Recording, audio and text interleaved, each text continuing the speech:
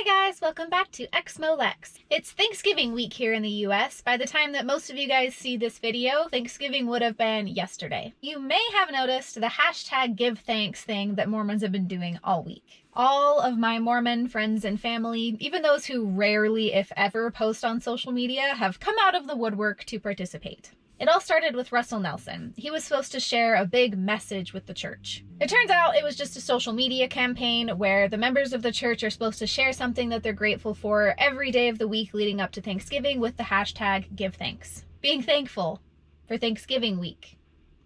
What a concept. It's very prophetic. The idea is supposed to be to give thanks to God for what we have and heal this broken, sad world with the power of gratitude. Every year or so, the church does something similar to this. Sometimes it's staying off of social media for a specific amount of time, which inevitably leads to a million posts that say, the prophet said to take a break from social media, and I know he's speaking for God, so I'll see you all in 2 weeks. Heart emojis. They also do ones where everybody reads the Book of Mormon in a specific time period, or they all fast at the same time, etc. Now, I do feel bothered by hashtag give thanks in a way, but it has nothing to do with people being grateful. I'm not bothered at all that people are grateful. I'm bothered by the fact that this man, Russell Nelson, or whoever happens to be the prophet at the time, has so much power and influence over people. And then he has this big prophetic message, and it's just a social media campaign. He has the power to influence so many people, and if it was something important, it could make a huge difference in the world. If it was something like, I don't know, caring about climate change and putting in an effort to do our part, or at least spread awareness, or maybe influence members to care about the pandemic and do things to help slow the spread.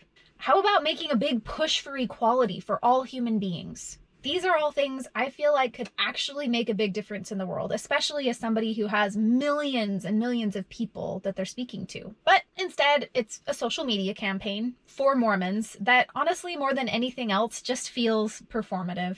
Look at me, I'm following the prophet. Here's a beautiful picture of my family. Now, I've seen a lot of fabulous ex-Mormons weighing in on hashtag give thanks, and I want to say my piece as well. It seems fitting. After all, it is a time for Thanksgiving. If you're not following my Facebook page, there is a link for it in the description. I've shared some thoughts from fellow Exmos that I absolutely love, so go to my Facebook page and check those out. There's a few that are really, really thought-provoking, and I think you might enjoy them.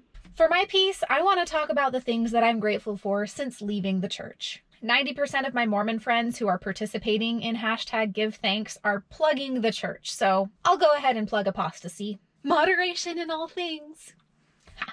Mormon jokes. So to start off with the obvious, I give thanks for the 10% raise I got when I left the church. The Mormon church has over $100 billion in assets. Now, as a member, I knew the church was wealthy, but I thought that they were giving most of that money to charity. I didn't realize how much was being hoarded.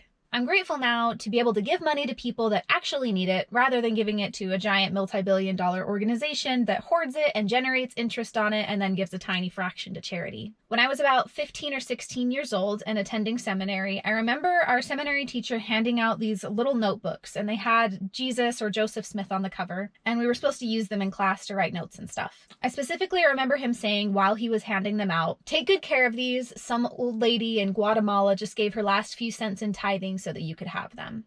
That stuck with me because of how awful it sounded. That nice old lady in Guatemala could have used the money for herself or her kids or her grandkids, not given it away so that some privileged teenagers living in Utah County could have fancy notebooks for class. I give thanks for my free Sundays, or as we like to call them, second Saturdays. It's hard for me to describe just how stressful Sundays used to be in my home, but I'm gonna try. As a young mom who at 2 separate times in my life has had 3 little kids in diapers, Sundays were hard, to put it lightly. Trying to get 4 little kids up and dressed in their Sunday clothes, their hair done, get some snacks packed, get entertainment like crayons, coloring books, paper, toys, puzzles, whatever I could do to keep them reverent. Had to keep them entertained and quiet. And then a diaper bag full of diapers, wipes, formula, bottles, etc. On top of the books and materials I needed for lessons. I was a Relief Society teacher, so I had to bring all that stuff too. Then I had to get myself ready and put together.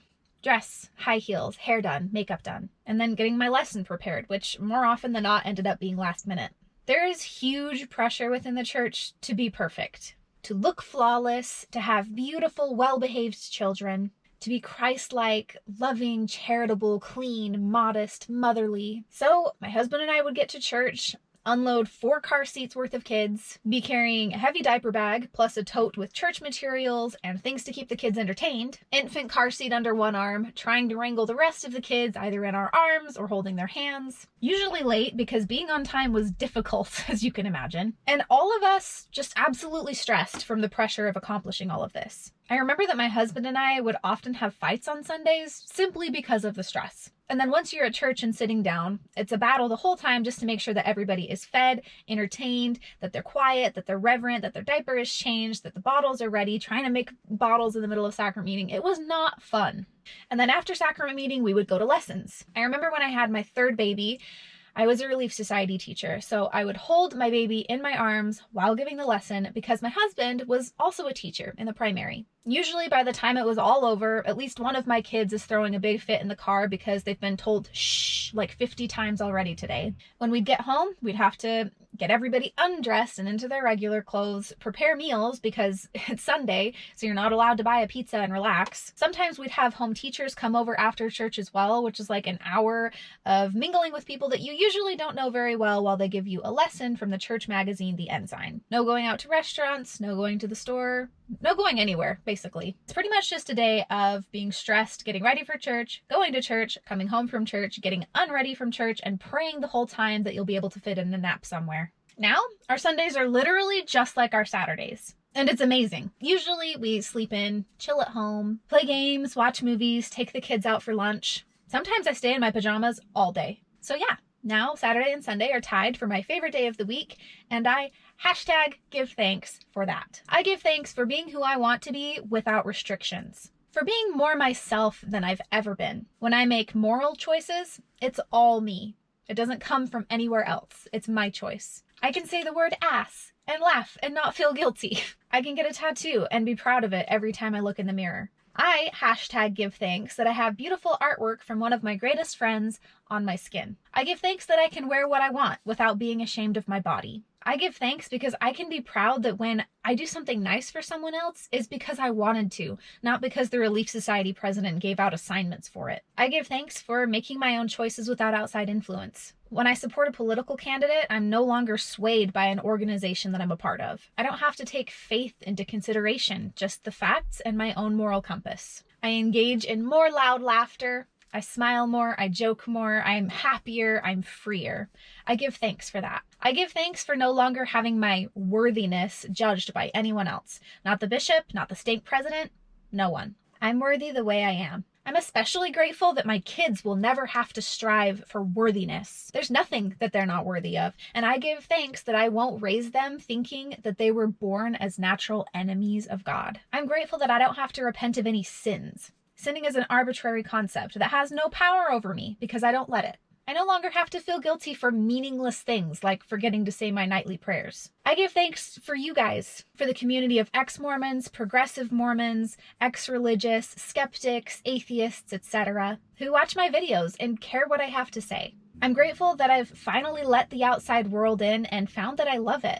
Being raised Mormon, especially being raised Mormon in Utah County, is like being in a little Mormon bubble. It's very sheltered, and the things outside of it are painted as scary and dangerous. I'm happy that the bubble popped, and I found a whole bunch of authentic, caring people who are kind and compassionate. Not at all the dreaded anti-Mormons I was warned about. And now I would love if you guys participated in the comments. If you've left the church, what do you give thanks for now? That you don't have to get married wearing very embarrassing clothes? That you can indulge in whatever carnal desires your heart wishes? Maybe that you can wear the clothing you're comfortable in, or marry whoever you want to? Let me know in the comments, because I don't know about you guys, but I'm more grateful than ever since escaping Mormonism. And now for my last #give thanks, a huge thank you to all of my patrons. I'm so grateful for all of you. Thank you for your support.